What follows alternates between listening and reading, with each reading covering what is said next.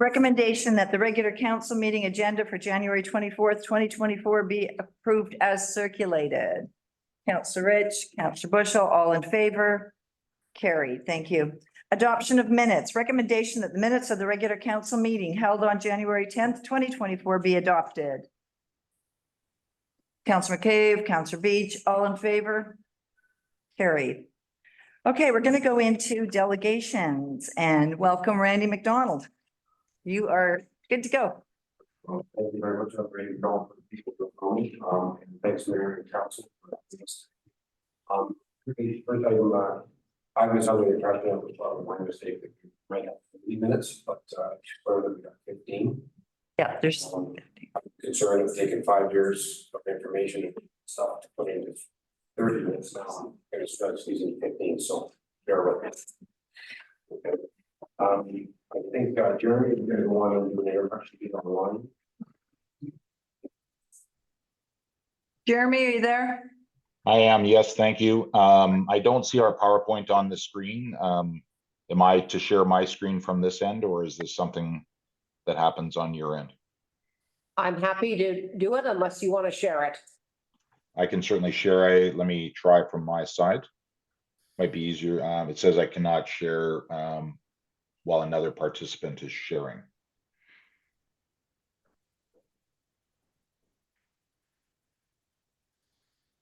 Should be able to now. Thank you.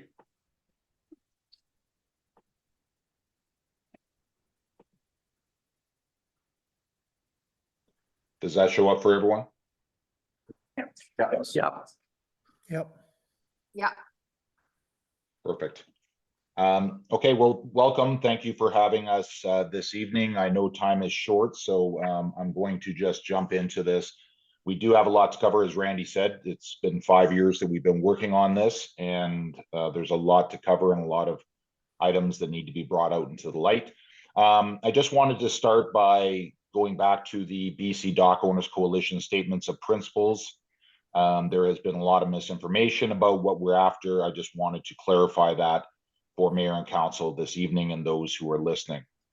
We are not looking for ownership of any kind of the dock. We're just looking for formal permission from the CSRD as upland owners to allow docks and dock access for semi-waterfront owners, fair, achievable, and objective criteria for dock license approval and renewal, the ability to transfer dock access and usage to subsequent semi-waterfront purchasers, a meaningful dispute resolution mechanism, successful completion of the rail trail to the benefit of the entire community, and a positive response to our repeated invitations to meet with the CSRD, which have been going on for multiple years. And what we don't want is we don't want any ownership of the trail of any kind. The dock owners have spent hundreds of thousands of dollars voicing our concerns. This has gone on for a number of years now, and this has all been pushed back on us. So there's certainly some frustration, and we're hoping to achieve Mayor and Council's approval to go ahead and fight for us on this issue. The ownership group want to highlight, which is very important because they've highlighted publicly that they will not remove docks. We know now that they have sued and removed the dock on Kalamalka Lake through the courts in 2023. They've changed gears as far as moving from an agreement to a permit.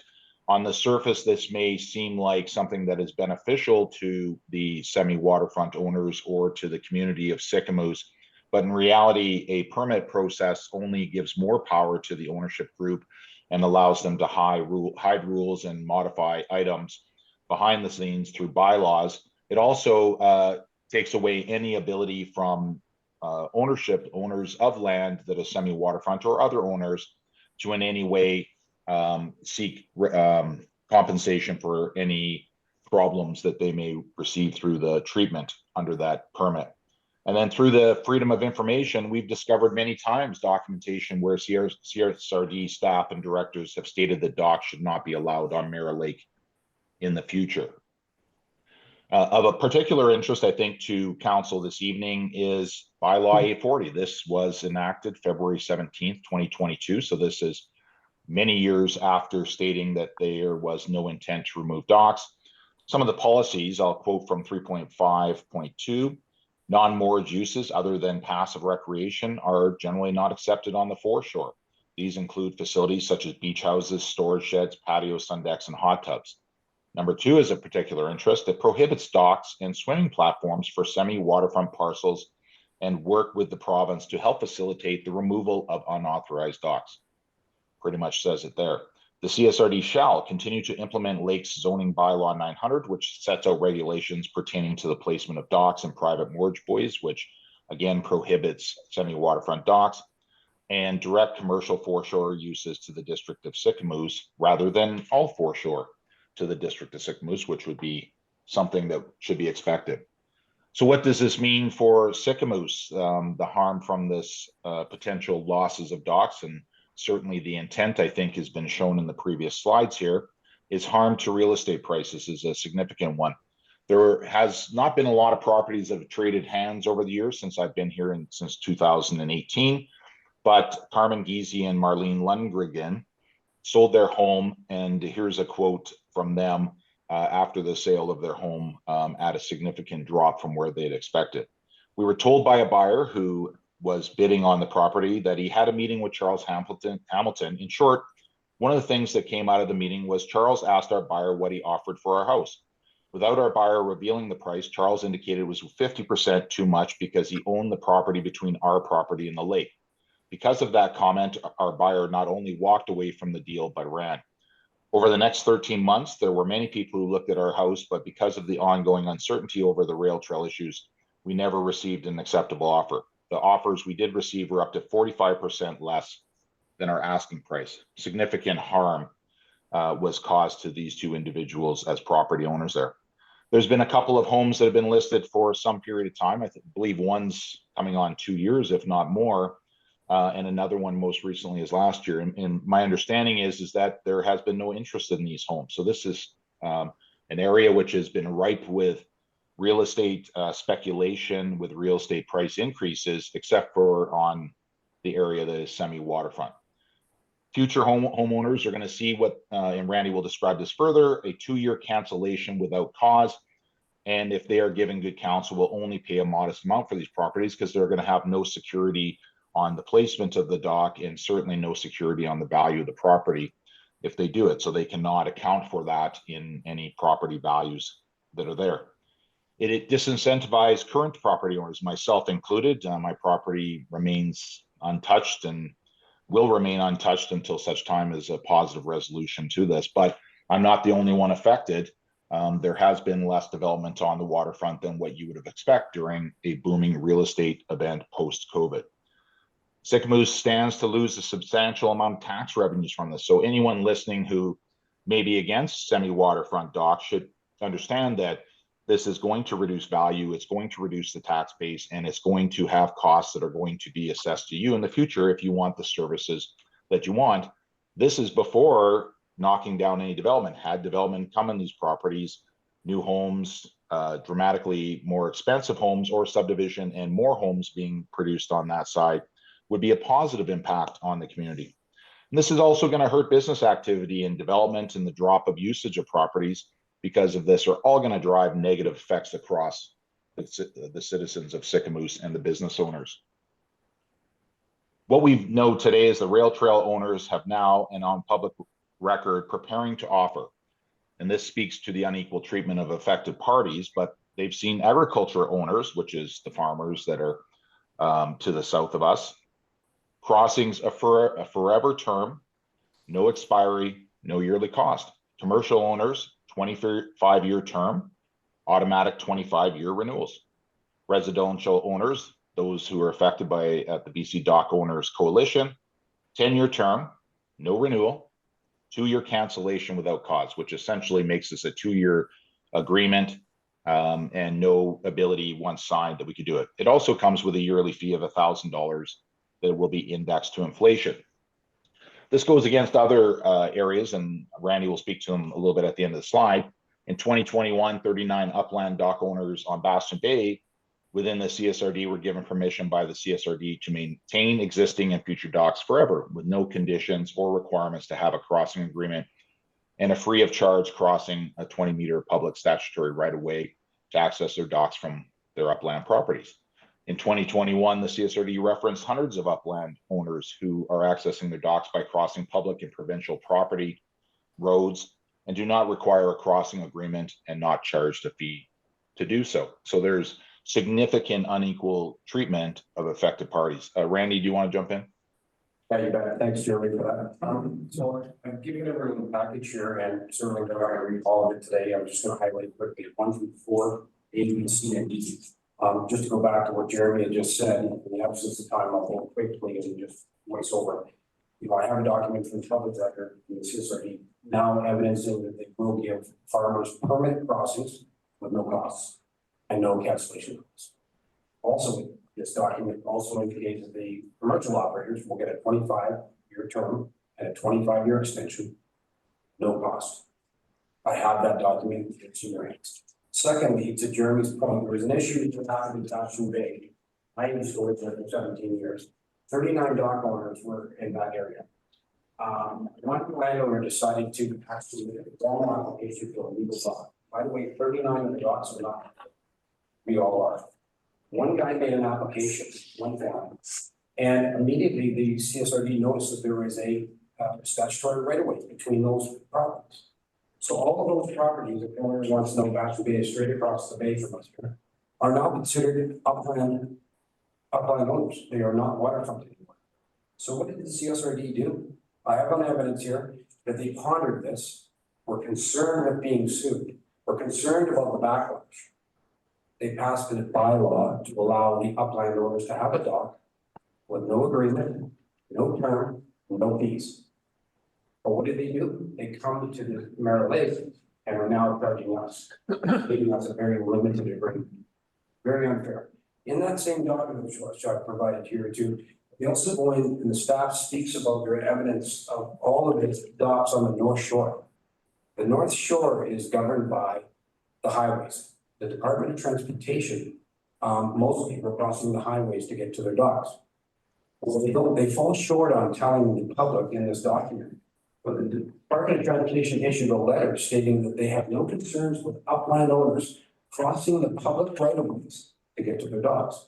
So those 100 docks have been there for 30, 40 years, and they will continue to be there forever because they've been granted by the Department of Transportation, and they don't get charged a fee. They don't have a 2-year go-away clause, nothing. So we are I've got the evidence here. I'll leave it with you folks. Proves very clearly that we're being very, very prejudiced. And they're the motivator. And we've always said to the council and the mayor in the past meetings, we have evidence that this would put them in a legal position if we sign these permits. Immediately what happens when we sign these permits is our property values will drop. Because it's a limited term. And what would also happen is that we would forego our legal right to ever seek compensation. And it gives them the power at any time in the future, legally then, once we've signed these permits, to then cancel. So why would we sign this permit as it stands? And we're here today. I know this is very limited time here. I've left all this for you guys to read. And I'll just get to my closing comment. But I'd like everyone to read these after we leave today. But what's really, really important here is we need to ask ourselves, why should these docks be removed? To what benefit? Who's benefiting from it? These docks have been here for 50 years. And by the way, the CN actually approached us in 2017 for crossing agreements. And the reason why they did that is because they're going to sell the property. So they wanted to do due diligence to get their crossings in order. Up until that point, 50 years, these docks existed all the way to the end of this lake with no agreements. CN commonly gave verbal permission for people to provide for their tenures. So there, and those docks existed when there was an active railway running, when trains went down. And why can't we exist with a walking path?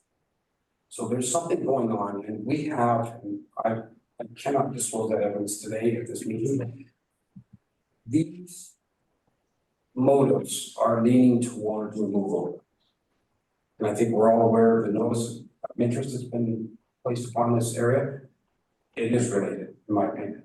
If anyone wants to speak offline with me, I can discuss them. But I'm here to tell you that I believe that the only solution here is that CSRB needs to rezone this property in order for them to develop. They are a developer in this area, not a government.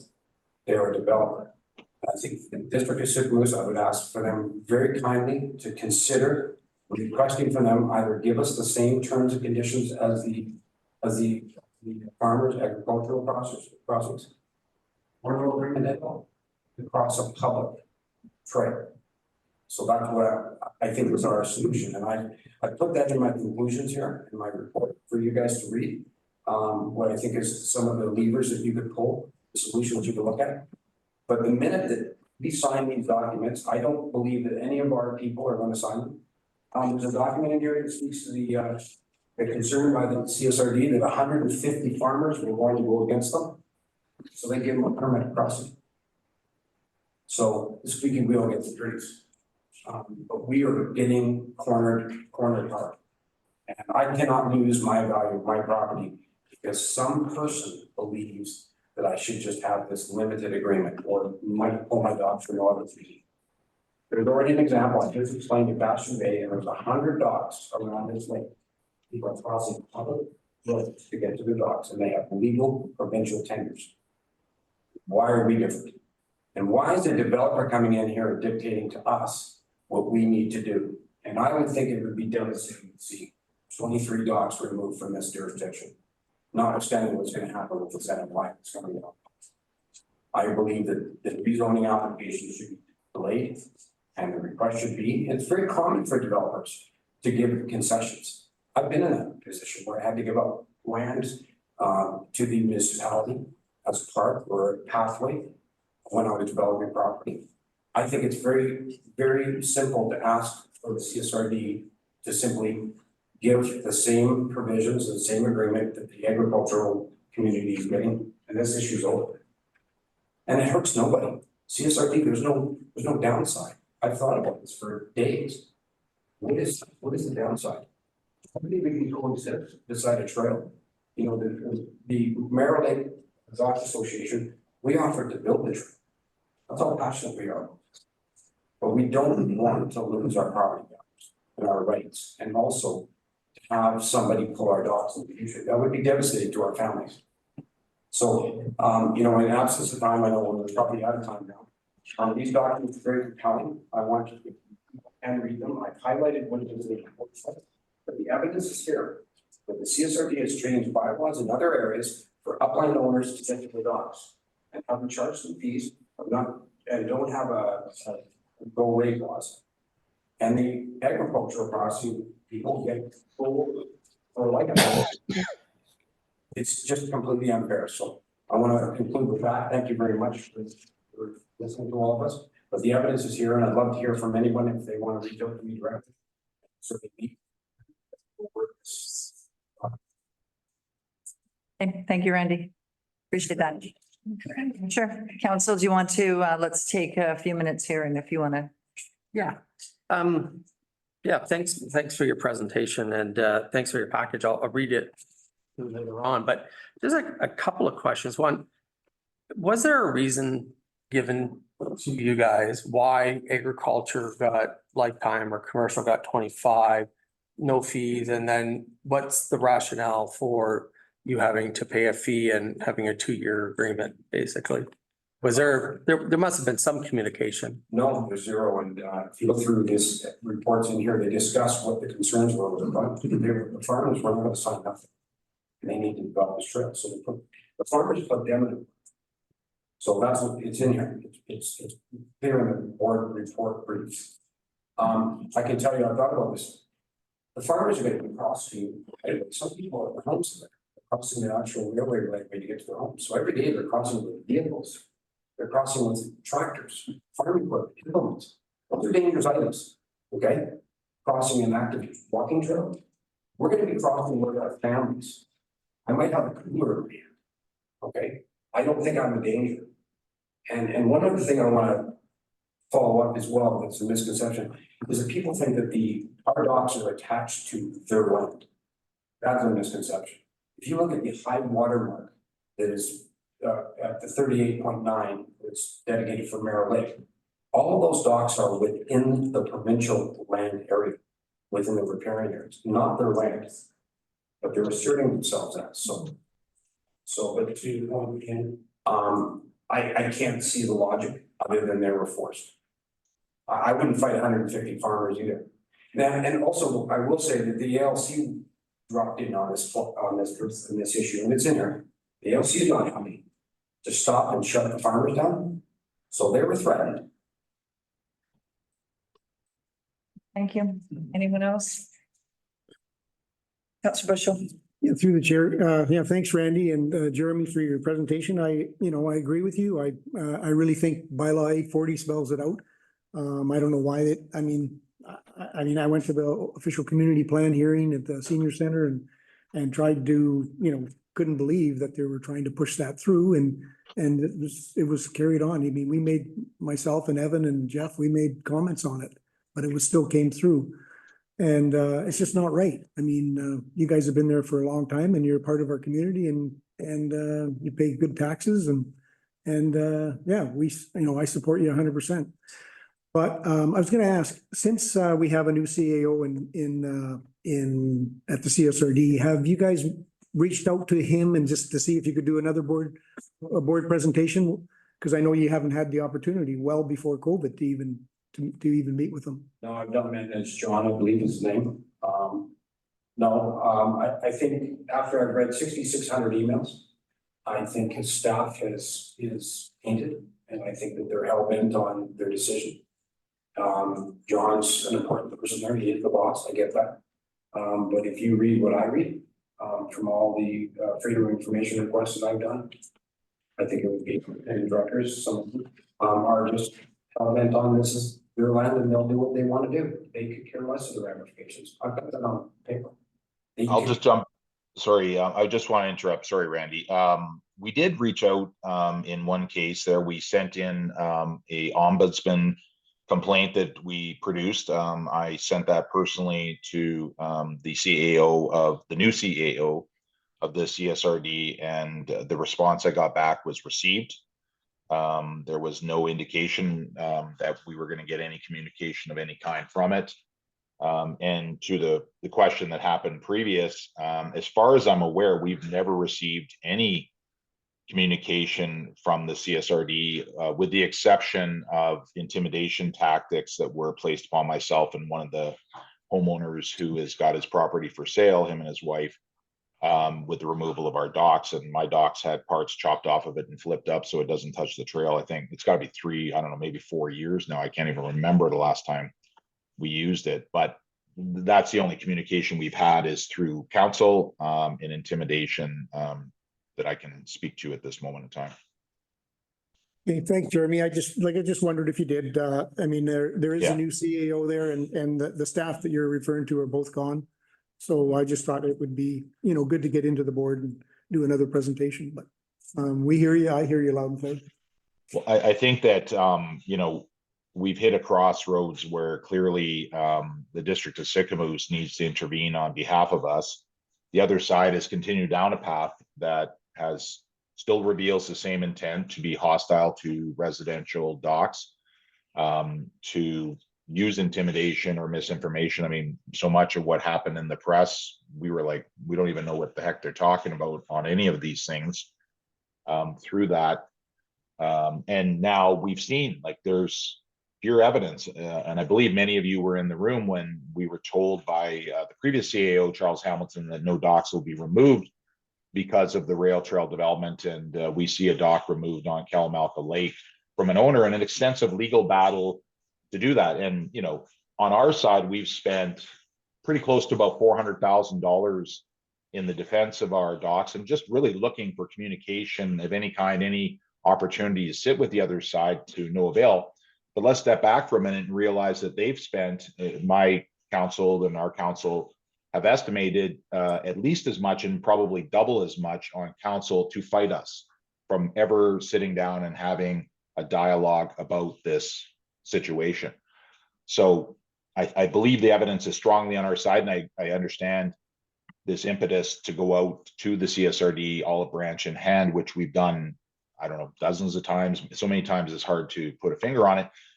There has never been anything that comes back except for letters from their council with the removal of docks or the threat of removal of docks or injunctions and on and on and on. So they've spent a tremendous amount of money. They wouldn't do that. They wouldn't be doing this if we think to the intent. It's been very clear from the very beginning and is much clearer now, to your point, with the new bylaw and the actions on this dock owner to the north of us, to the south of us.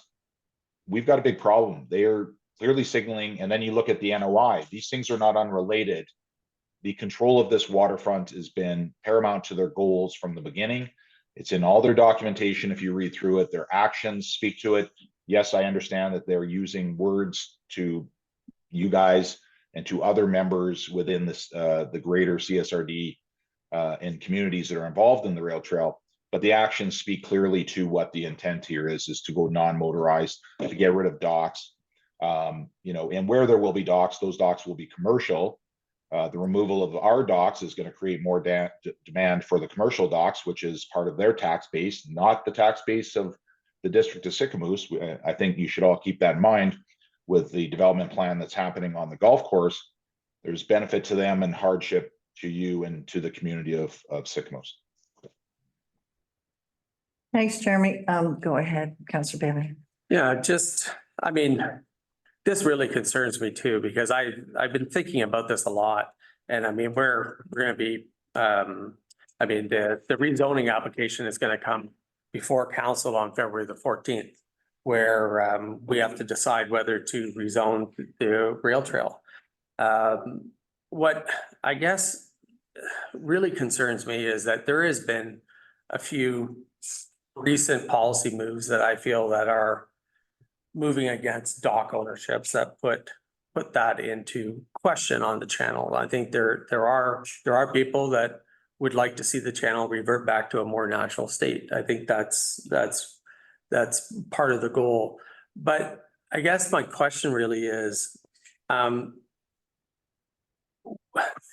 guess, what are you looking for us to do as a council? We have this choice coming up that we either rezone it or construction does not begin in Sycamoose. And this is the choice that we're going to have to make on February 14th, is either this council goes forward and rezones it, and then that means that's gone and they'll begin construction. So I guess, are you asking us not to rezone it and to stop the potential construction of the rail trail? No. Because that's the choice that's going to come before council in about a month. Certainly none of us want any delay or stoppage of the construction. I will say that the easy solution and simple solution is to make it subject to us receiving the same conditions as the agriculture. It's over. Nobody gets hurt, costs nothing. Property values are sustained, tax base is sustained, and there's no reason why the dock should be removed. Just a quote in here, over the past 2 days, they resorted to F1 zone, which does permit upland owners to have docks. So that is another tool. But I believe the simple solution is just give the zoning approval subject to the upland owners to receive the same terms. So it's done. This thing's 5 years, it's over. And I don't think I think that they would be foolish in my mind to not accept it. So if I may. Yeah. I think this is a very, very important issue for Sycamoose in our town. Have they ever said, and so this is where I can't get my head wrapped around why you need a crossing agreement for what is going to be zoned as a park. You don't need, so just let me finish my thought and then maybe you can comment. Did they say why they need a crossing agreement? Because it is public land. This is public property. This is not an active, private rail yard or anything like that. These are public lands. So did they say why they need a crossing agreement for this property? No, but what we demonstrated today in the documents I've given you is Sebastian Bay perfect example. There's a statutory right. Nobody required those. all on our shoe swap docks do not require crossing across the transportation corridor. Why do we need an agreement here? Because the intent is to have the ability legally to remove docks. My 2 40-year experienced councils have read the agreement, and the immediate, this temporary agreement is in place very intentionally to have the removal clause for the purpose of removing docks. Otherwise, you wouldn't put it in there. There's no other agreements that my people that do this for a living have ever seen them. You don't say to somebody, go ahead, you don't tell us or Enbridge or, the town water line to cross the highway. Go ahead and put your pipeline under the highway, but we may ask you 2 years to remove. If a creek crossings are generally permanent. That's my comment. Thanks, Randy. I'd like to jump in is it okay if I jump in? Sure, quick there, Jeremy, Yeah, so. that quick. we can- I'll just comment quick. They've taken the land as private ownership so that they can enact their riparian rights to remove docks or to have agreements and everything like that. But then on the other hand, they want it as a public park and cross it. If they just owned it as a public entity to begin with, this is all a moot point. This happens everywhere, public roads, public everything, right? Parks, nobody has to pay or get crossing agreements to walk across any public land. But on one hand, they want it as private. On the other hand, they want it as public. So they're playing both hands. And so why are they doing that? What's the intent with that? So they can enact the riparian rights, so they can have the right to remove docks, no cost, 2 years, that's it, you're done. And that's right within your jurisdiction. And there will be nothing that you guys can do after the fact if these permits are put in place. Sorry to interrupt you, Mayor. Okay, thank you. We do have bylaws in Sycamoose. And our bylaws are that we do allow docks. So I don't think that the CSRD, when you reference CSRD a lot and their bylaw 900 and you reference area C a lot in here in their OCP. We have our own bylaws. We don't follow their bylaws. We don't follow their OCP. So they can't come into Sycamoose and just remove docks. So I just want to get that clear, that we have bylaws that govern the DOS. The other thing is, and I think that it's important, the NOI. The NOI isn't driven by the CSRD. So the NOI has nothing to do with that. Or sorry, the CSRD has nothing to do with the NOI. So the NOI, and it's triggered by First Nations. And they want to do a cumulative effect study on the water. So those are two totally separate things. So I think we're muddying the waters here. As far as agriculture goes, you're driving from one field to another field. This particular space that we're talking about is water and water tenure. It's not driving back and forth across a field to a field. So I think that we need to keep that in mind. The other point I was going to make, as far as the rail trail has always been owned by someone. CP owned the rail trail, and when the West Side folks bought there was a agreement with CP Rail, and you abided by that agreement. You asked early this year, I think Kelly gave a lot of you a call, and you asked what you want and asked what your concerns were. The contracts weren't were a little bit complicated. They weren't long enough. The CP contract was 90 days. This one's a 2-year agreement, 10 years, 2 years notice. So, I mean, they did what, we asked them to do. So that's why we held back on changing the zoning. So yes, and we're coming up for zoning in a public hearing on the 14th. So we are never, District of Sycamoose is never going to own the rail trail. The CSRD and Nord own the rail trail. We had the permits vetted by our lawyer, by our legal, not that long ago. And there is there has to be continuity and rules and regulations, and it is being zoned to park. Agree. So, and not parkland, so it can be switched again. But as far as a crossing agreement goes and what you guys asked for, I think that the CSRD has delivered on. So, yeah, you asked, it's what you asked for. You asked for longer contract terms. So that's what the CSRD looked at and what the CSRD proposed and gave you guys. I mean, yeah, I'm not sure. And I don't think that you can compare back to our bylaws. You can't take everything that's happening on the Shuswap and make it about Sycamoose because we have our own set of bylaws here. So I'm really encouraged to hear that you guys can assure us here today. Doc, that could be pulled. I'm Randy, I'm not assuring you that docks aren't to be pulled.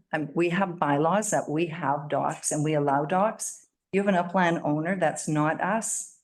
So that's a little bit different. We have upland owners here that have, you know, that have docks and own their upland. So that's a bit of a different situation because they own their upland. This is a bit of a different situation because you don't own your upland. So yeah, it's a crossing permit that's been in place for a long time. So, yeah, go ahead, Councillor Bushel. Yeah, through the chair. Yeah, it is unique where it's our bylaws, but they have, the CSRD have final say. And that's where the problem lies, you know, and I don't know how we can figure this out, but it's got to be figured out. I mean, I know you guys want the rail line, we want the rail line, or the rail trail. We just got to be able to figure this out. And that's why we'd like the head lease, but who says we're going to get a head lease?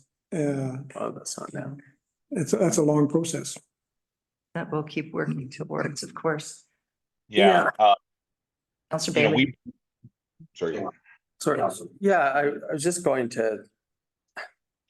It's just a really hard thing to get my head wrapped around because it's public property. And then there's different scales for agriculture, different scales for commercial, then different scales for residential with a fee on top. Like none of it is adding up. It doesn't really make a lot of sense why you would approach it that way. And I mean, I don't know. I mean, this is the 11th hour, right? We're still talking about this. This has been an issue since I joined council, and it was the issue in the last council. But somehow, I agree with Councillor Bushel. We've got to figure this out. We want the rail trail. I don't want to sit here next 3 weeks and have to decide between supporting residents and their rights, because I think you do have rights, and I think there is an issue of fairness here, or the rail trail. And that's kind of what I feel like we're being pushed into. And that's not fair on us. I don't see why these docks are any impediment to the use and enjoyment of that rail trail that we want everybody to have. But if there is going to be any chance, and I've said this before at this council, that there's one dock pulled out of there for any reason, whether it's just because 2 years, they say, okay, we're going to give you notice and you've got to pull it out. That's going to, I think, set up a very bad precedent in this area. I don't want to see one dock gone, not one. I know there's people that want those docks gone. We're dealing with that through an NOI. We know people feel that shouldn't be there. So this is not something that's a hypothetical for, what I think that. And I'm not sure, is there any, I mean, you've talked about it, the CSRD, your staff has talked about it. Is there any chance that with the partners, RDNO, CSRD, and the spot scene, because that's the partners who own the rail trail, and ultimately they're making these decisions. Is there any chance that they would take the agricultural, provisions of the crossing agreements and apply it here? Because I think that's a sensible solution, as long as we protect public's access to that rail trail. I don't see why docks are like a bad thing. I think they're a good thing, but I don't understand why the terms have to be the way they are. I don't think the CSRD wants to remove docks. I don't think that's in their best interest. Like, They're only one of the partners of the rail trail. in their jurisdiction. They right? just did it on Kalamalka. They just did it. This is not hypothetical. They just did it. Yeah, I understand that. That's, Nord. Yeah, go ahead, Counselor Rich. Through the chair, I think the West Side are our residents too, and we need to hear them and we need to be very cognizant. These people have been here a long time and a big part of our community. And it seems from the reading in the past, we've been trying to pit, it's kind of like an us against them. And we've worked hard with rebuilding that, I think. I've learned a lot because when I started reading about this 2 years ago, it was, it's entitled and Albertans and words like that were used in an aggressive way. And that's, the more you read about it, the more time you spend digging into this. These are just people who love the lake and have been here and give back to our community and, trying to do what we do, right? Live in God's country. And I can see, we do have this vote coming up. And I don't believe going on faith. I think that we really need to decide and really go through this hard and not say, I don't think they don't want to take the CSRD. I don't think the CSRD wants to take the docks out. If they don't, then put it in writing. Right. It's, you know what, if that's how you stand and we're all going to work together and there's been a lot of conflict between the CSRD and Sycamoose in the past, and we're working to rebuild those relationships, but that's also a two-way progress. And again, it just kind of feels like a lot of bullying that this is what we're doing. And if you don't like it, too bad. And we pay into the CSRD. These are our citizens. It is also our lake. We do have legs here and we do want to work with them. I absolutely want to work with the CSRD, but I don't want to do it at all costs. And I don't want to go on faith because you know what? It's, if they don't feel like they're going to want to remove the docks, then put it in writing. How hard is it? Right? Kelly, go ahead. Yeah, just sitting here listening to everybody, I have invested a significant amount of time calling rail trail owners, trying to understand what their concerns were, dealing with CSRD staff, trying to relate those concerns. There's been a lot of District of Sycamore staff time to try to, get this resolved, because you know what, that's what we want. We want it resolved and we want it to move forward. So based on discussions had, CSRD went back to the drawing board. I know there was a lot of discussion previously about these agreements and they were kind of similar to the CP ones and they weren't really applicable. So they reworked the agreements to a more simplified standardized permit. Yes, there are differences within the permit, but there was differences within the old crossing agreements too. Like the farmlands had this permanent kind of thing in there too. I don't know the total details, but there were differences along the way. And the length of the term has been increased from 5 years to 10 years. Previously, they were cherry picking and giving everybody agreements at different times. Now they're doing it all at a common time and treating everybody more fairly along the water. The permits are now assignable. The termination period is increased from 90 days to 2 years. The cost structure remain unchanged from what it was previously. There was a cost when CP had it too. Like that cost has always been there. And our legal did review the permits and they said if we owned it, the District of Sycamore, they would recommend a similar permit. The reason why there's a permit is because you're accessing it in a different manner than it was intended to use. Over time, things change, right? And so the permit gives the opportunity for that flexibility. There's liability issues. There's certain reasons why and the permit isn't really our decision. It's RDNO and CSRD who own that along with Splatson. And so they all have a say at the table. And so they all need to agree on it. And I feel like at this point, I don't think they're amendable to making any more changes to what they've made to this point. Like I know we've spent a lot of time on it and it's disappointing to hear that it's not sufficient you know, for everybody to feel satisfied with. But to be honest, to go back to CSRD and RDNO, I don't think the answer is gonna change. And that's just my opinion on it. Take it for what it is. I just wanted to give a little history there from my perspective. Thanks, Kelly. Go ahead, Mayor and Jeremy. Mayor and council right now have the final say on all of this. You don't have to go back to them on anything. You have, as Randy has suggested, the ability to tie the zoning to proper treatment of your residents. Something that is a fiduciary duty of mayor and council in all communities across Canada. This is a very important moment for Sycamus. The decision that you make today, I would not take lightly that you've tried everything and you've exhausted everything. There's an obvious way that you can have an effect on these permits, agreements, whatever we want to call them, in the very near future.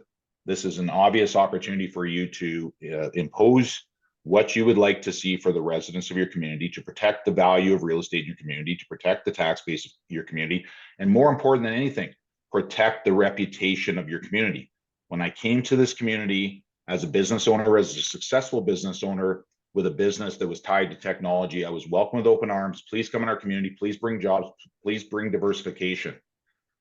I've had a number of people come to me that, but ever since this doc thing came along, it's been get the heck out of here, get the heck out of here. This is not a very difficult situation to read. This is not a very complicated situation. There is an opportunity right in front of you that's being presented this evening, which gives you the power to take control of the situation, to get what you want, to protect your homeowners, to protect your community, to protect your reputation. Thanks, Jeremy. Councillor Rich, then Councillor Bailey, then we have to move on because we've got a full plate here yet. Through the chair. So we met in 2002, November, I think, with John. And we're told that the permits would come quickly to you folks. When did you receive this last permit? December. December what year? So just a month ago. Month ago. A month ago. Okay, so, and now we're being asked to vote on February 14th for the bylaw, right? So we actually haven't had, in my mind, okay. If I could just make one quick comment, and to your point about pace, if you read the actual crossing agreement, it says they may issue a permit. So it's an option. Yeah.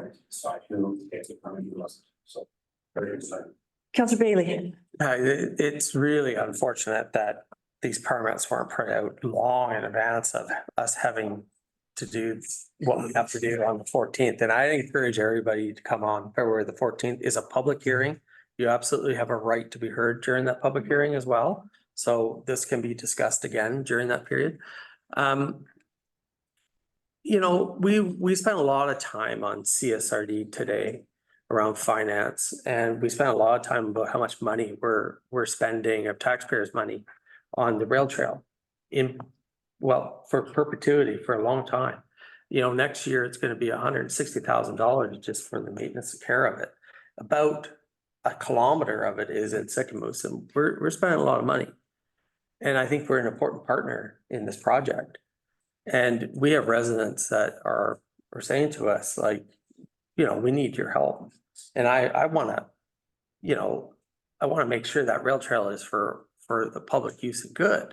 But I don't want our residents to be, you know, have to sign well, they're not going to sign a bad agreement, but, you know, we go ahead and rezone this, and we're in a situation of where we're leaving these folks behind. And that's not right.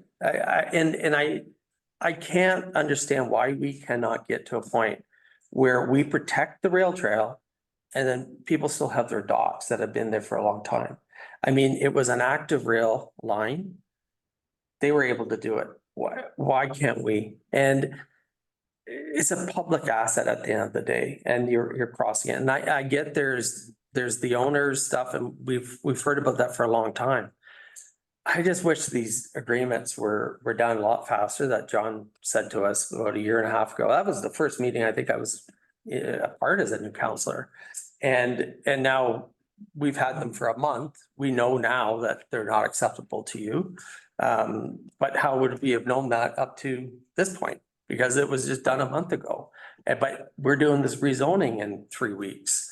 And then there's also this other bit that's hanging over us, that if you don't rezone it, we're gonna just start at 3.5 kilometer. But that doesn't feel right either, you know, for us making a decision. I'll be honest, that just doesn't sit well with me. And hopefully, I don't know what can be done in the next 3 weeks, see if we can find something, but we're big partners with the CSRD. We want to work with them. I want to have the rail trail. I want to be voting for the rail trail. But I don't want to do it on, you know, if it's selling our residents down the river or or the channel, for lack of a better word. Okay, thank you guys so much. Thanks for being here and we are going to be moving on. Okay, thanks, Randy. Thanks, Jeremy. Please read the documents I left. Thank you, Randy.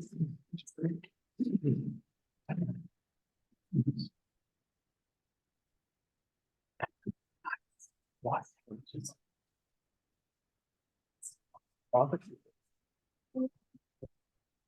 I do feel like being bullied. Like a month ago.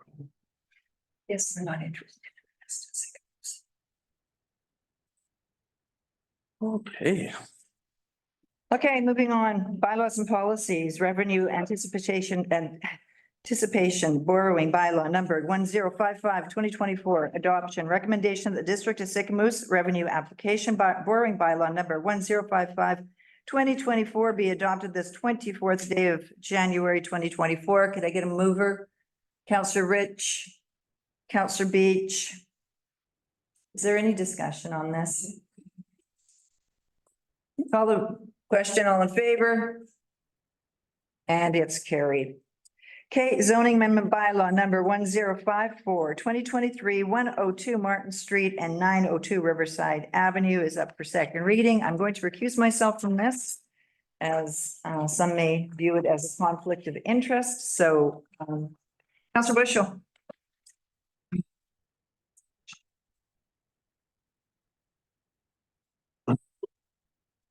Thank you. Nicole, do you want to do a little short presentation? We also have Todd Kylo, a developer in the room here. So Todd, if you want to say something after, you're more than welcome to. Go ahead there, Nicole, and then I'll read the recommendation after. Thank you. Thanks, through the chair. Okay, so today we are looking at giving a second reading to zoning bylaw 1054-2024. And this bylaw includes creating a new RVP4 zone and then rezoning two properties, 102 Martin Street and 902 Riverside Avenue from C4 to RVP4. And then also rezoning the abutting channel area for both of those properties from W3 to W2. And so this is just a location map of the two upland properties and the location map of the channel tenures. So the upland properties OCP designation are commercial waterfront and currently zoned C4. And so the proposal is for 26 Bearland strata lots. It can house recreational vehicles and or park model trailers. There's the marina proposed and then the public walkway. Just a close-up view showing some sample rec vehicles and park models in the strata. Okay, so for the OCP, they're designated town center and within the waterfront commercial character area. The proposal is consistent with the existing land use designation. And then for the zoning, the upland properties do need to be rezoned for the Bearland strata RVP proposal to the new RVP4 zone. And then the abutting channel area is proposed to be rezoned because the owner proposes to consolidate the existing two tenures and then seek to amend the tenure from commercial moorage to private group moorage. So this is not easy to read, but this is the proposed RVP4 zone. The changes are noted in red. So this is coming from the existing RVP1 zone. And so the red is what we're changing to the RVP4 zone. I wonder if I have a slide. If you can maybe go back one. Oh. Forward one. Yeah, that one back one. Yeah, I know it's hard to read, and maybe I have another slide in here, but an important piece of the discussion in creating the RVP4 zone were the setbacks, more specifically the interior side setbacks. This went to the Planning and Development Committee, and we had originally proposed 1.5 meter setbacks from the interior lot lines. And then Committee of the Whole, we had discussed changing that 1.5 to, from what I understand, 1 meter from the property line, and then the other property would have 2 meters, so that there's a maximum of 3 meters between units. So that's what we have in the draft RVP4 zone today. It's actually quite similar wording to how mobile home parks are in our zoning bylaw with their setbacks. So this is just showing the C4 and it going to the RVP4. And then this is the W3 zone going to W2 for group mortgage. Okay, yeah, and so we did have extensive conversations, of course, DC, Committee of the Whole, internal staff.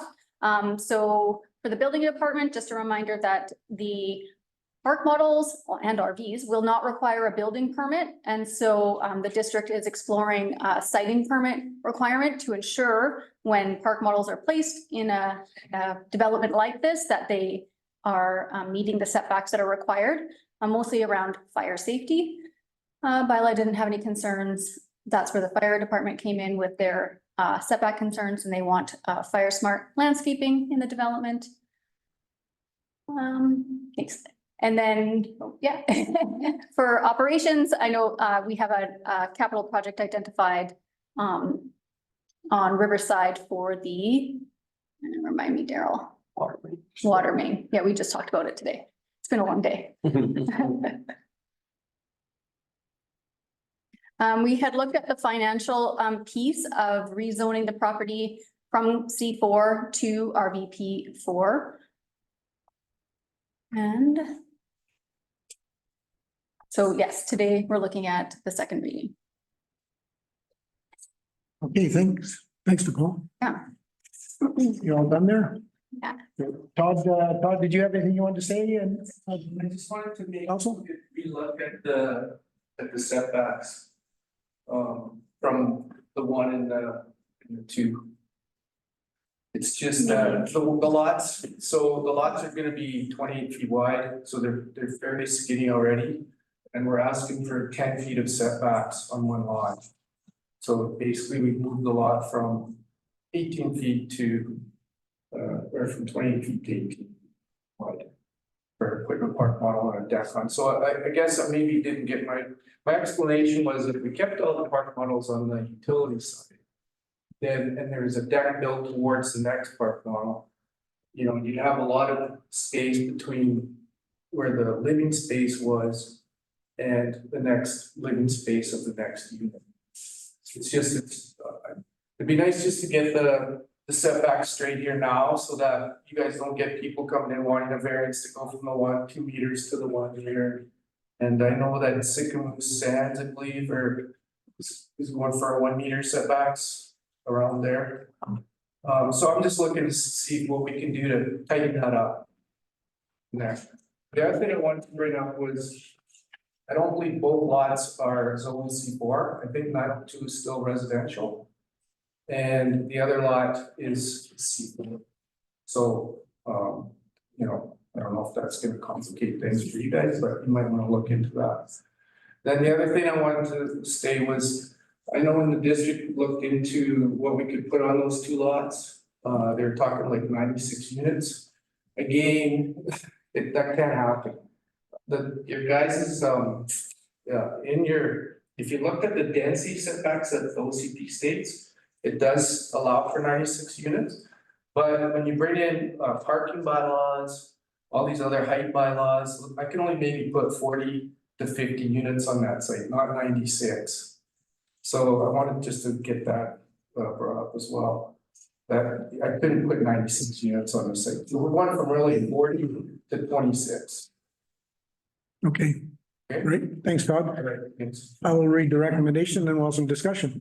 Recommended that the district of Sycamore zoning bylaw. Zoning bylaw number 1054 2024 be given second reading this 24th day of January 24th, 2024.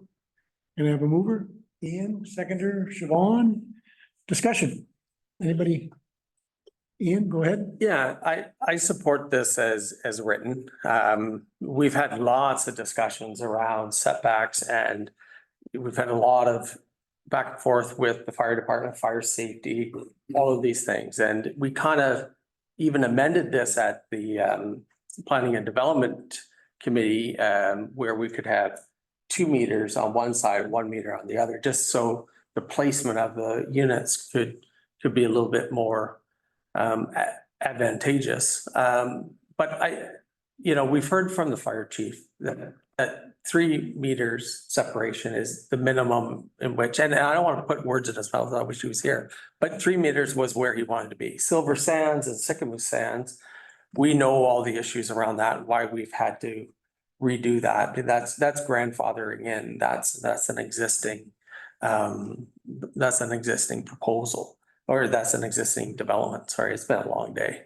But going forward, one of the ideas behind doing this RVP4 zone is to have something that we can say, that we can go ahead and say, hey, if other people wanted this down Riverside, okay, well, here it is. Everything's the same.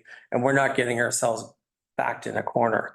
In terms of people asking for variances, I don't think they can ask for a variance because it's not a building permit. So it would, it's going to be a siting permit that has to follow this RVP4 zone, or they wouldn't get the siting permit. And you can correct me if I'm wrong on that, but they wouldn't need a variance because they're not asking for a building permit. So I think this is good. This is a good compromise. This is not everything I think even fire department would like in terms of fire safety. But I think it makes sense for us going forward. And yeah, so I support it as written. Yeah. Okay, anybody else? All good? Okay, we got a mover, we got a seconder. Did you? Oh, no, I thought we were Okay. question. Okay, all those in favor? Okay, opposed? Okay, carried. All right, thank you very much, Todd. Thanks, Nicole. Right, let it call Colleen in. Colleen. One second, I'll bring the mayor back in, she can carry on.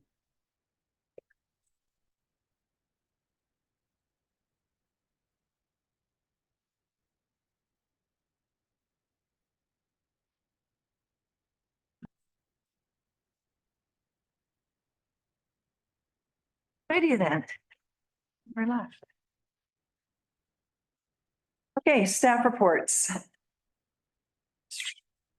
Development permit number 23-487 SDP 316 Gordon Mackey Lane. It's recommendation that council authorize the district of Sycamoose to issue development permit number 23-487 DP to permit the development of a 37-unit senior housing project for the property legally described as Lot A, District Lot 452, Kamloops Division, Yale District, Plan EPP 130290316, Gordon Mackey Lane. Can I get a mover? Councillor Beach, Councillor Bailey. Any discussion? Or Malcolm first. do we have staff? Okay, yeah, I just have a few slides through the chair. Ready to go for it. Yeah. You don't have to do this, but. Oh. Okay, next slide.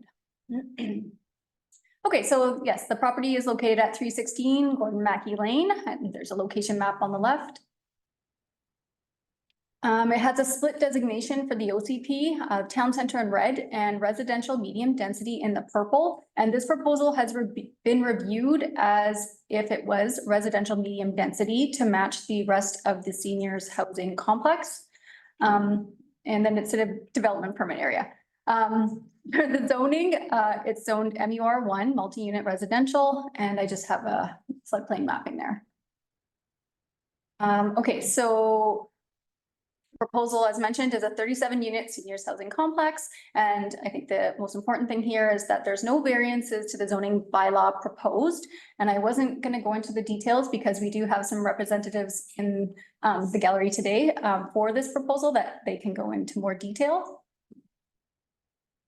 We've done our internal referrals, so obviously a building permit's going to be required and they'll go through their review. Bylaw had no concerns. The district's going to require a servicing agreement for the municipal services and any offsite improvements, and stormwater has to be dealt with on site. And then for the fire chief, just always encourages fire smart landscaping, and fire hydrant may be required on site, which we can work through in the servicing agreement. Okay, thank you. Okay, we will, do you want to speak to that? Okay. Thank you, Mayor and Council. My name is Roger Green with MQN Architects out of Vernon, 3313 32nd Avenue. We are the architects of record on this project, and thank you, Nicole, for the presentation that covered it off quite nicely. It is a 37-unit seniors housing that we're looking at for this project, 4 stories tall, and it's a BC Housing funded partnership on this project. So what we have here in the design is what we saw as fitting with the community and fitting with the scale and stature of the surrounding area, but working with the BC housing standards at the same time to ensure that we're meeting their quality standards and their requirements for the project. So we're happy to answer any questions that you may have on the project. We'll keep it short and sweet for now. Perfect, thank you. Council, any questions? Councillor McCabe. I know it's not a building permit, but I was just curious what the value of this project is. So I don't actually have the total value number on me, but we do have Maureen here that may be able to better speak to that. I'd rather you did, but. Thank you, Mayor and Council. This is a BC housing project, as you know, funded both for the construction and also for the 60-year operational budget is also subsidized should there be any shortfall. It's a very broad-based question you've asked, as costs are still being determined. Roger at MQN is working with all the sub-trades and currently bringing in costing. I don't like to throw numbers out when we don't yet have an actual number. Can I dance around this? It's a ballpark. It's a, well, you know, I mean, it's the city of course contributed the land, or the district as you call it. So it was a great contribution of partnering to get this done, followed by, you know, I'm going to give you a real broad-based statement and say that this particular fund of BC Housing, we try and keep these projects at under $20 million because they're an easier approval with BC Housing. Notwithstanding that, it's, you know, I'm going to tell you it's going to be between 20 and 25 million. And I cannot be held to that until such time. I don't need like a broad. Perfect, thank you. That's Rich.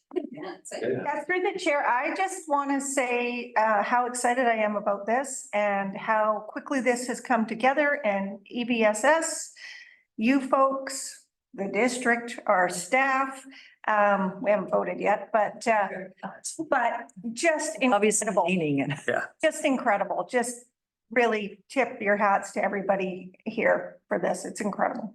On behalf of BC Housing, we are BC Housing too, so absolutely. impressed with your stuff. That's awesome. Yeah, they're pretty great. Good. Guys, thank you for all of your work, Brenda, Judy, thank you. It's a great project for Sycamoose. Council, anything else? Councillor Bushel? Yes, through the chair, yeah, I just can, you know, echo that. You guys have done an amazing job. Thanks very much. But I wanted to say today, we had a conversation, Pam was bringing it up about sidewalks when we were talking about Riverside and doing some sidewalks. And one of the problems was on Shishwal, the seniors are complaining they're going up and down and on our sidewalks. And, you know, hopefully that when we get our project going and you have your project going, that we'll be able to have some kind of, you know, smooth sidewalk. And if we could kind of work together and try to make that access from the seniors' place through to Askew's even quicker for them and smoother, you know, without going up and down. So yeah, if you guys could work on that, that would be awesome. And we'll try to do the same. So we did plan the parking layout, and if we could flip to the others. Yes, this one right here. At the very northern end of our parking, we are coming right near to the adjacent property, and there was an intent that if if the adjacent property is ready, there could be a connection made through for pedestrian movement and even also with fire trucks depending on configuration. That's great. Thank you. Okay. Call the question, all in favor? Carried. Thank you. Yeah, thank you. Moving along, development permit. I love these development permits. Development permit number 2343493 DP 251 Hillier Road East. Recommendation of the District Executive Council authorize and issue development permit number 23-493 DP to permit a 40-unit mobile home development for the property legally described as Lot 2, Section 6, Township 22, Range 7, west of the 6th Meridian, Kamloops Division, Yale District, Plan EPP 32799, located at 251 Hillier Road. Could I get a mover? Counselor Bailey, Counselor Rich. Nicole, is there a presentation? Yep, through the chair. So this property is located at 251 Hillier Road East, and that's just a location map of the property. On the left, it's designated residential medium density, and they're required to get a multifamily development permit, and that's what we're looking at today. It's zoned mobile home park 1, and another map of the floodplain. Okay, so the proposal itself, it's 40 mobile home units, and those are the ones in the darker blue color. The yellow color there is I would call it the first phase, I think 35 units. And so the proposal is to consolidate the first and second phase into one titled lot and have an access constructed to continue through for emergency vehicle access, and of course, access for the residents. There's green space and parking proposed. The other bigger piece here is which might come to council again, is individual water meters are proposed. I guess I'm just learning about this, but mobile home parks typically have a bulk water meter, and the first phase has individual water meters, which is unique. And so the proposal is to continue that for the entire development. If that is supported, then it has to come to council. So more to come on that. I think those details will be worked out when the works and services agreements are put in place for sewer, water access. And right now there are no variances except for that proposed. But it's not a variance to the development permit. That's a separate piece that we would have to vary.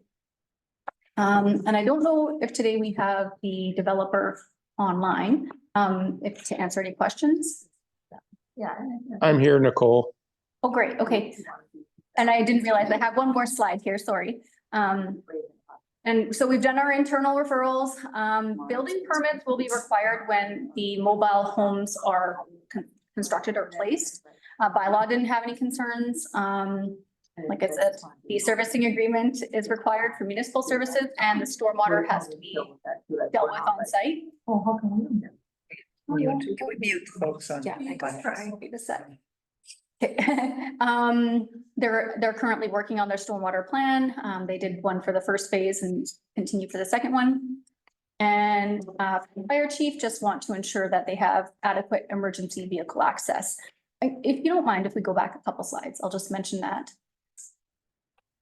Oh, that one. So the current phase in yellow has on the west side of the yellow, there's a fire lane, because they were two separate titled parcels, and we didn't know if the second phase would come through. And so the fire lane was constructed for emergency access into the first phase, having more than one point of access in and out. And so this proposal with the consolidation is to remove that fire lane because they're going to create the second access to the west there and still have that full or more than one access point into the development. Okay, that's it. All right, council, any questions? Councillor Bailey. Don't really have a question, but I obviously support this. I know a lot of people who live in that first phase of that development. It went over extremely well, and I know it supplied a lot of housing to a lot of people who were in that segment of the market. So I really look forward to seeing this do well. I have no doubt it will do well. I think this will sell out very quickly for them as well, just like their other one. So I just want to say, I think this is exactly something we need in this town. And it's nice to see that they've committed to the second phase of it as well. Perfect, thank you. Okay, anyone else? Then let's call the question. All in favor? And it's carried. Thank you. Parkland Provision Agreement Covenant Removal, 01 Sycamoose Creek Frontage Road. Recommendation of the District of Sycamoose Council authorize staff to remove the Parkland Provision Agreement Covenant from 01 Sycamoose Creek Frontage Road. Did I get a mover? Counselor Bushel, Counselor Bailey. Nicole, did you want to speak to this? Yeah. Thanks. Okay, through the chair. So this, the covenant that we're talking about is registered on 01 Sycamoose Creek Frontage Road, and the property is starred there. It's a hooked lot across the highway. And more specifically, we're talking about the parcel on the water side. It's got a split OCP designation, and the part that's being developed right now in light yellow is residential low density. And it's within a watercourse development permit area. It also has some split zoning happening, and the parcel, or I guess the area of the parcel of land that's being developed is in yellow, and that's R1, 1 and 2 unit residential. Okay, so a little bit of history. So right now on title, there is a covenant from 2012, the Parkland Provision Agreement. And it's an agreement between the developer and the district that states the area of park to be dedicated, how big the park area is. And it also talks about a beach management area. And in that section of the covenant, it talks about how the district will obtain a license of occupation from the province and operate a beach and maintain it in a certain way, like fencing, vegetation, garbage collection. In 2023, a revised parkland provision agreement was approved by council, and that increased the park area a bit to 0.32 hectares. And then the park area adjacent to Flocky's beach access was removed, and then a 2-meter gravel path from Sycamoose Creek Frontage Road cul-de-sac was included with 10 parking spaces. So that 2023 agreement was supposed to replace the 2012 agreement, but to date, that agreement hasn't done that. It's kind of just floating right now. And so today, we have 13 residential parcels and 1 remainder lot proposed. And we've received a revised parkland memo that proposes to move the parkland dedication from the 2023 agreement to an area of lands south of Wiseman Creek, and we have some maps that we can show. And so the rationale is the parkland that was agreed to in 2023. It overlaps with the existing underground drainage works, and it conflicts with the driveway down to the existing concrete foundation underground parking of that development that hasn't completed. And so a statutory right-of-way is proposed instead of the parkland dedication. We'll still get the same amount of parkland dedication, just in a different area. And then the connection from the cul-de-sac to the beach will be a stat right-of-way, and we'll have to think about what that looks like in the future, because at this point, they're not sure if that concrete foundation is going to go anywhere and if they're going to need the driveway into the underground parking. And so I have, I guess maybe, if you don't mind if I pass it over to the developer who's in the room, just to chat about the 2023 agreement and what's being proposed today and the option that we're recommending. Good evening. Yeah. Oh, what is it? Like it. Yes, we're going around the parkland again, so we did the parkland agreement in June of 2023. And after that, we had the contractor get into construction and start prepping to put in the pathway from the 10 parking stalls down to what would be the beach management area. But when we did that, as Nicole said, Nicole, do you have the other appendix? If you go, it might be in the staff report. I don't think it's in the slides. This one. Oh, okay. Well, I have it here, but in any event, right around this low part here, kind of right where the building is closest to the dotted red line. We came across two issues, as Nicole said. The first one is that the previous development has actually installed their storm infrastructure in here already. It's not active as this building was never complete, but if we were to dedicate the parkland over top of the existing storm infrastructure, there would be a question as to how that ownership would now be dealt with. Because now you have what would be district-owned property, but private on-site storm infrastructure underneath district property. The other issue that we came across is that the vehicle access, as Nicole said, is down here, right near the waterfront. So the original intent for this structure was that vehicles would drive in, there's a parking area, drive all the way down to basically the basement level and drive in. If we dedicate this parkland in this strip, that area now becomes too narrow to have safe two-way travel. And potentially would limit what we could do in the future with this structure. At this time, we don't know what this whole parcel will look like, whether the hotel structure will be developed or built anew and the whole concrete foundation ripped down. But to not limit what we're trying to achieve, we want to propose that from this blue area and this strip with the red dash, which was included in the original parkland, we would move and add a piece of parkland up just south of lot 9 and convert this strip of parkland into a temporary right-of-way in the favor of the district. We're still proposing to build the path the same way as we did originally, but with this temporary right-of-way, there'll be a covenant on the property, the southern property upon development that will state that when this property actually does get developed, a permanent right-of-way in favor of the district will have to be established in a way that suits that development and in a way that is amendable to the district. Whether it's going to be this exact same alignment or something else, I can't comment on. That will depend on what development comes in. But we just don't want to limit future opportunities for all the money that's already been spent 5-10 years ago on this site. Council, do you have any questions? Nicole, did you want to add anything? Yeah, sure. And so at the PDC, we did discuss some options, and one of them included amending again the 2023 agreement that didn't get registered on title to this proposal. Or what we're proposing today is that we just remove the 2012 covenant from title and don't enter into a new agreement and allow the parkland to be dedicated on the subdivision plan and the district not have a beach management agreement that put some pretty interesting provisions on the district, like getting a license of occupation that's out of our control and then maintaining the beach in a certain way. Maybe those 2012 provisions were relevant then, but I don't think they are now. And district staff kind of expressed concerns with that agreement. So today we're recommending that we just remove the 2012 covenant and don't have a parkland provision agreement.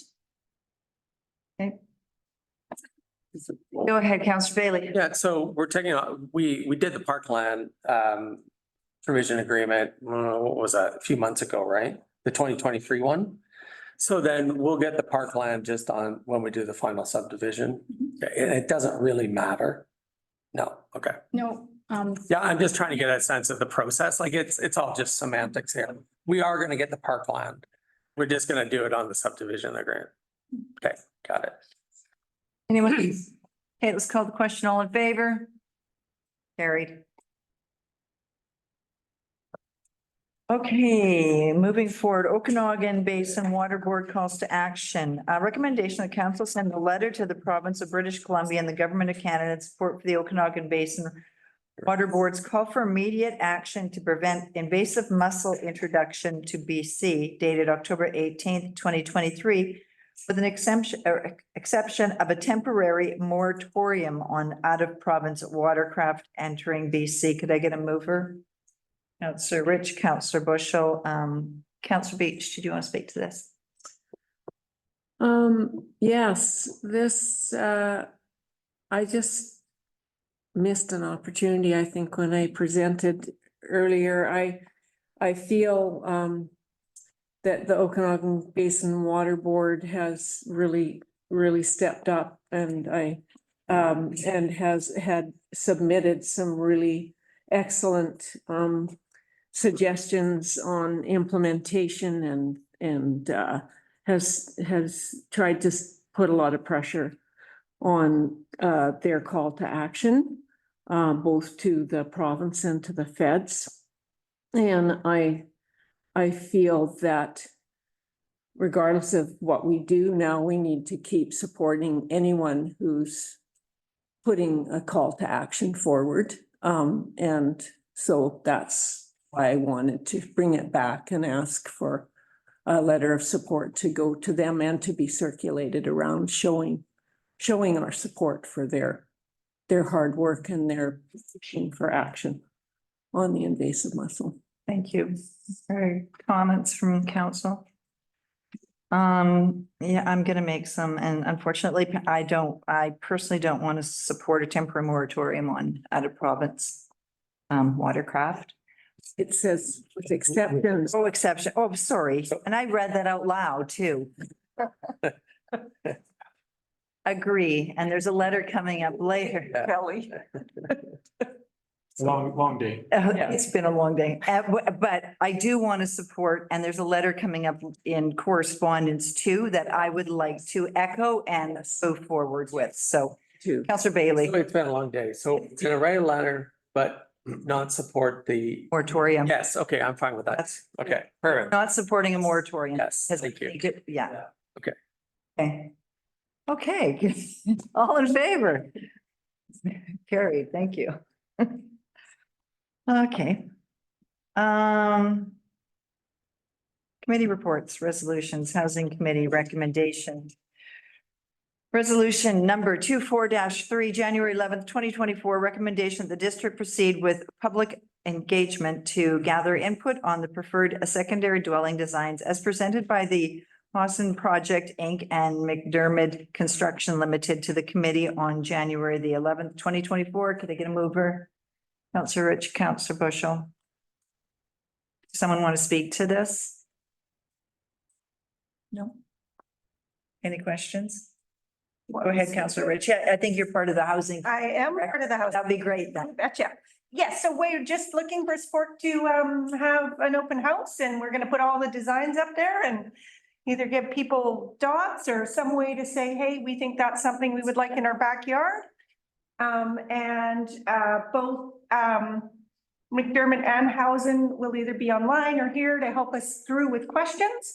And so instead of us telling the town what they should have in their backyards, we can only, or our deal with both these companies are 3 drawings each, and they've supplied more than that. So we're just want to have a consultation, be transparent, hear from the community, and then we will move ahead and recommend we would like to spend our housing money on these. Perfect. Sarah? Through the chair, just for staff, just wanting to be clear about what type of public engagement council's happy with, because we did talk about an open house as well as an online option, so a survey which we can complete and keep open, similar to what we've been doing for communications or recreation. So wanting to just be clear about, does council want both? Do we want to do one and not the other?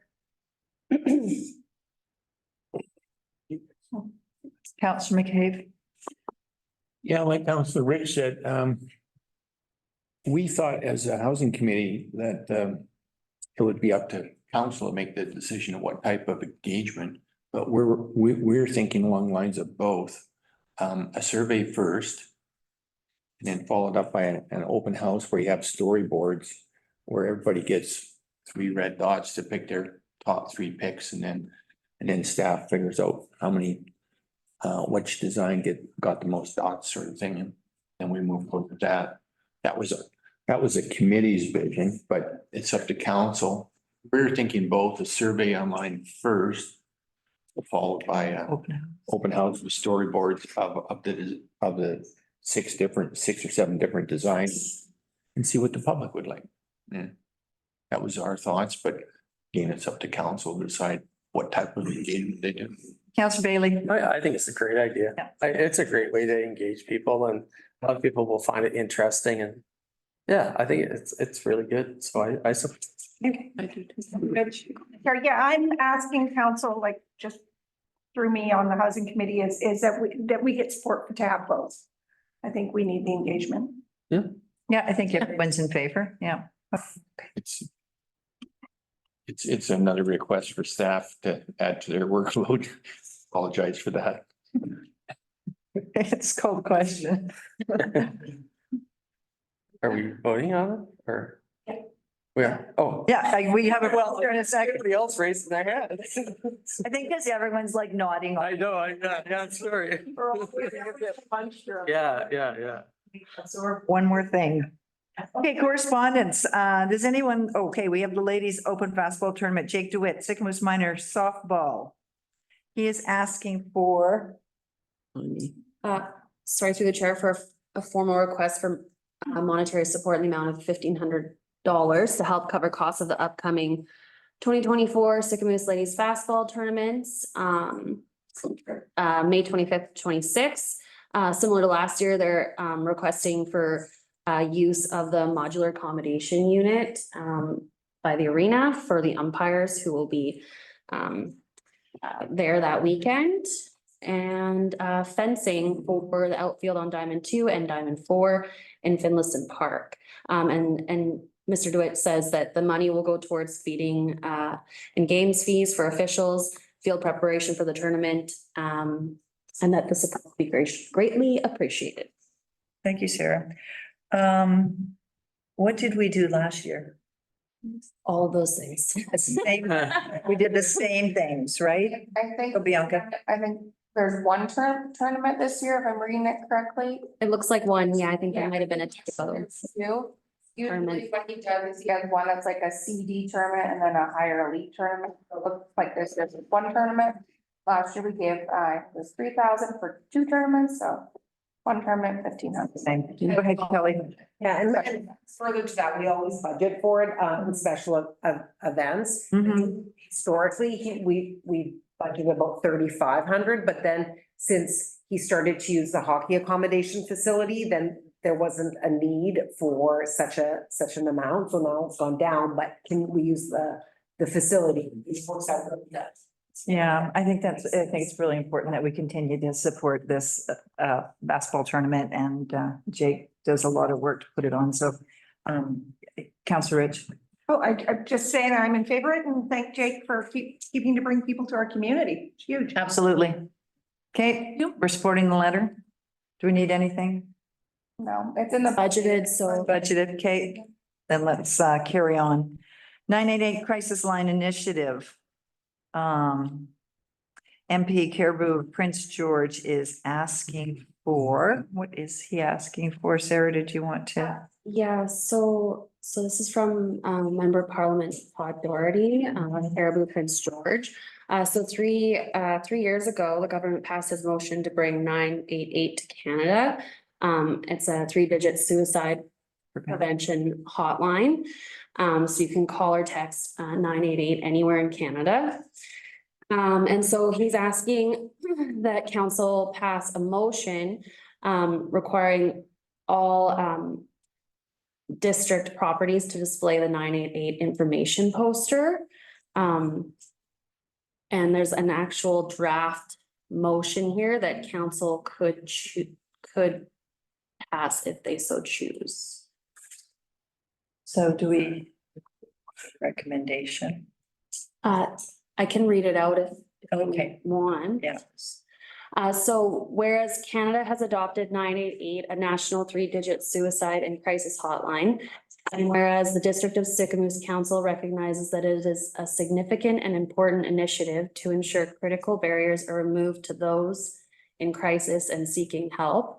Now therefore be it resolved that the District of Sycamoose plans to endorse the 988 Crisis Line Initiative and will display the 988 information poster in all District of Sycamoose buildings.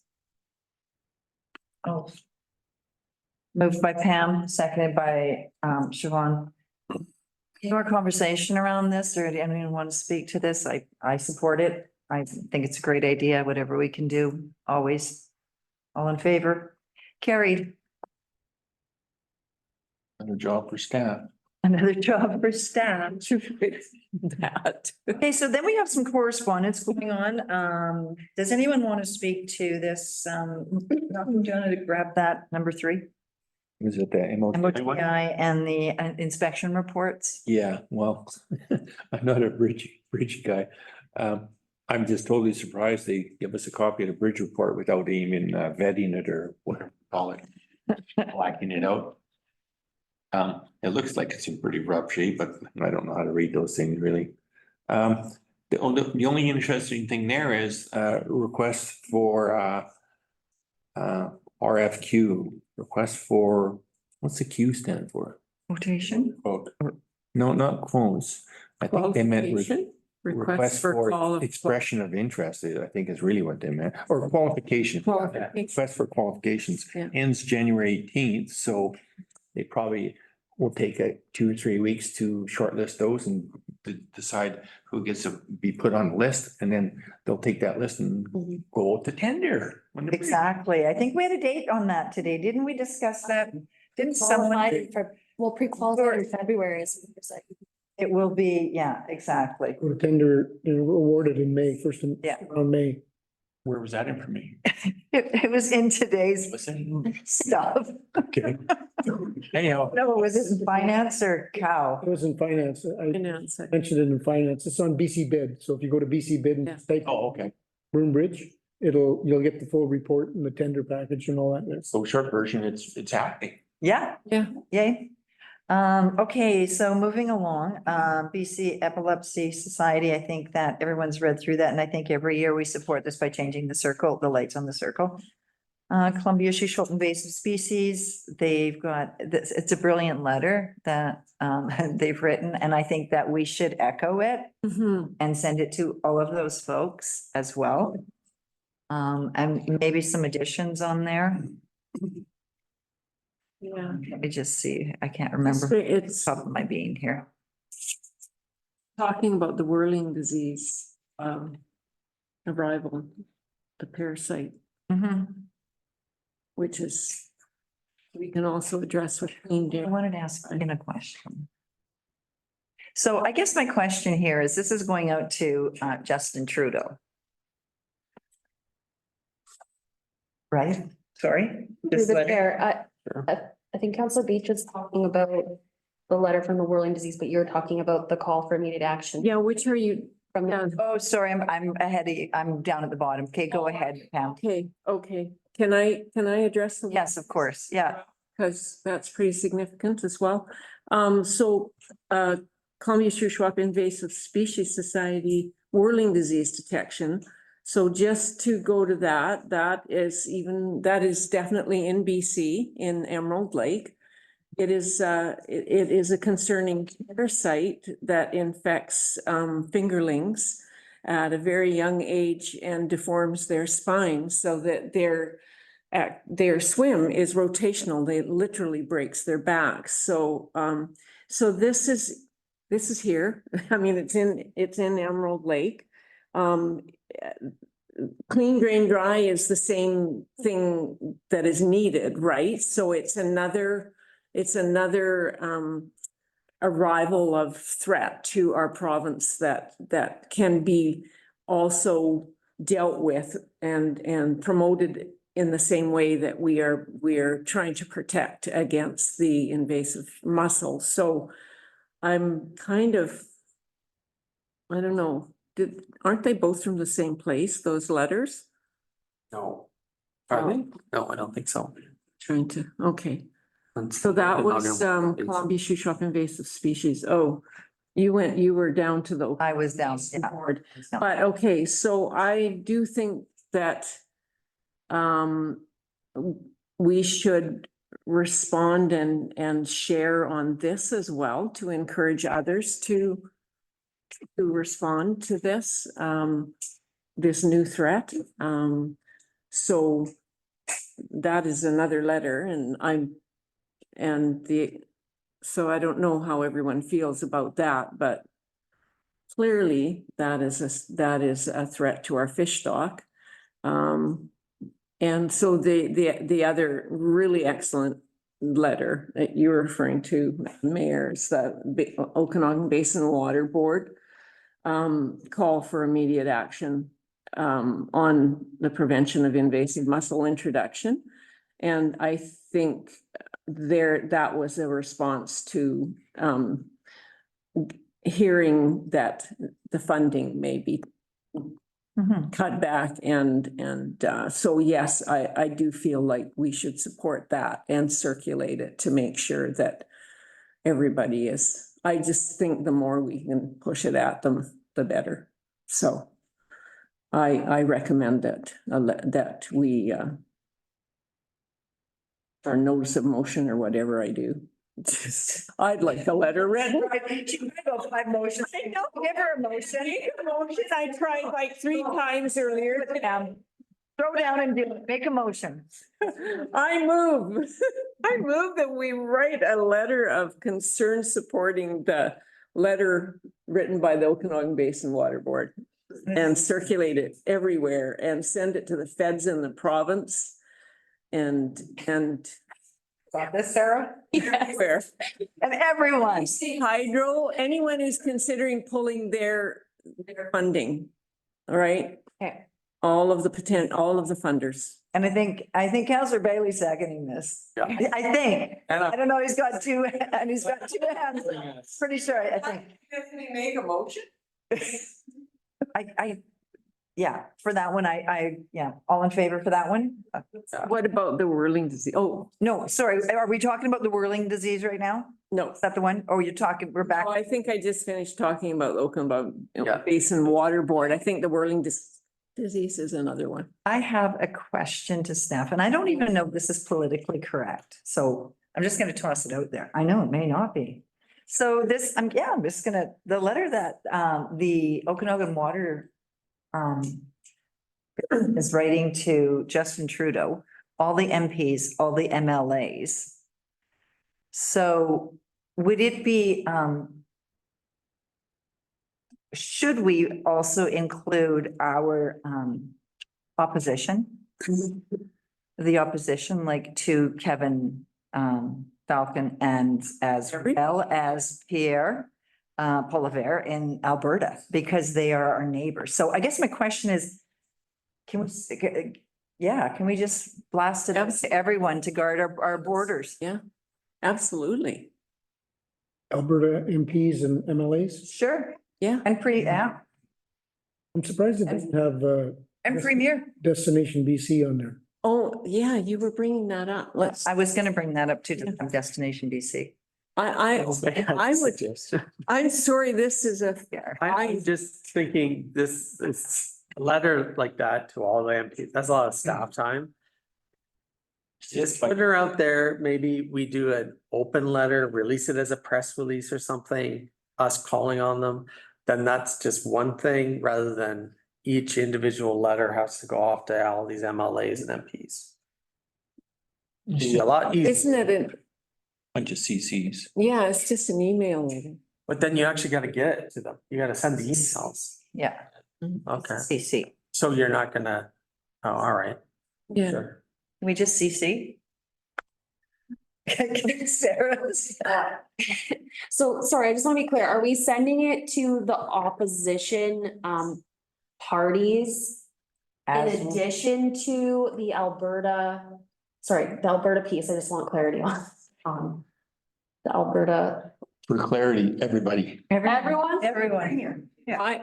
You know what? Yeah, exactly. I think so. I think it's important to know that it's. Councillor Rich. Through the chair. How long does it take of staff time to send one letter? And do you do that every time we send another letter? It takes that much time again, or is it just seconds? It's just a CC. Oh, we don't know that. It's not seconds to write a letter, but send it. Well, you just have to find all the information of where it's going to and then So We can do it. it's 15 minutes per seat. Can we do it? 15 minutes. If you want to stack, I don't know. Oh, the letter to write actually takes days. Yeah, yeah, and I get that. Yeah, no, I know. So the CCs aren't really the big. That isn't, it's the writing of the letter. That's quite a. All right. Well, because you gotta find it. No, I'm with Find the you. email. I'm with For you. the chair too, we always send the letter to Mayor Anderson because it's her name signing on behalf. So we can just confirm with her once we have the letter drafted, if she's comfortable with the people that are being copied in the letter. Yeah. I like it. And on the whirling disease, I feel like we could simply just share information from CSIS on our communication channels about it. Okay, Sure. Yeah, all right. gets rid of one letter. Kelly, and okay, so moving forward, are we done with that portion? I just, We voted. okay, can we He vote? was the only one who double voted. Well, I'm gonna take one of you and vote in favor.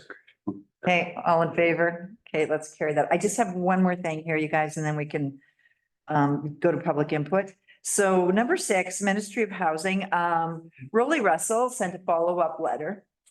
And I just wanted to ask Kelly if she could do a brief update because she did Lisa Help was reached out to us from this group and Kelly connected with her this past week. So Kelly, do you want to give us a quick update? Yes, I forgot about that. Yes, so I did have a Zoom call with Lisa Helps and 2 of the other individuals that work with her in the BC Builds, it's a new program. So they've got a couple different wings. One is for private companies, one is for not-for-profit companies, and they're looking at ways to help provide incentives for housing. They were just asking for an update on our project and confirming whether it's private or public, which I said it was private. And then, once again, we just had the same discussion that we were going to connect our builder with the people there. They can offer some discounted loans potentially on construction, which WCPG is already familiar with. And they're talking about another little bit of an incentive they may be able to do for private entities. However, it hasn't been announced yet, but they would be talking. So I'm connecting those 2 so that they can talk to see if there's a way that they can construct anything and get any type of incentives. But there was nothing earth shattering, but a few little nuggets. Perfect, thank you. Yes. Okay, we're gonna go to public input, and if you 2 have any questions, can you make them really simple and talk really slow? For 9 hours, Mary. 9 hours. Go on. No, that was very nice of you to bring that to me. Thank you. Have you let the council know? We're talking about Ally Graham's. Oh, yes, for sure, we are going to do something for her. Absolutely. Like, we're public meeting. You might remember somebody from a long time ago that might want to come. We all gotta put our, if they're gonna need time, maybe to come to it. Yeah, absolutely. Yeah, thank you for that, and I'll get on it, and Thank you. I can think about 10 people away from. Right, like that. Yeah, thank you. That's all. That's it? Okay, let's go to the. Don't make me feel bad. No. No, we're just getting Mary. You can ask as many questions as you want. Let's go to Zoom. Any questions? Anyone online?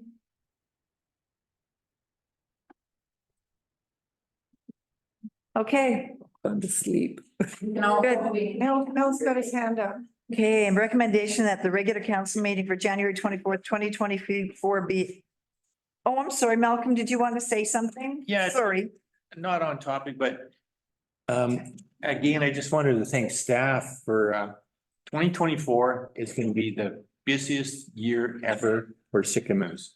We've got $225 million project for Broom Bridge. We've got a $25 million senior housing project, a $20 million family housing project. We've got a $6 million community health center, all being built this year. Pump track. On the $250,000 pump track, all being. 398,250 from CS. Anyhow.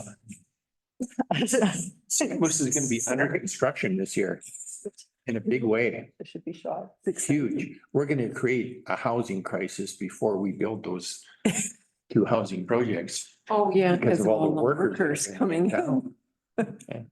Anyhow, Yeah.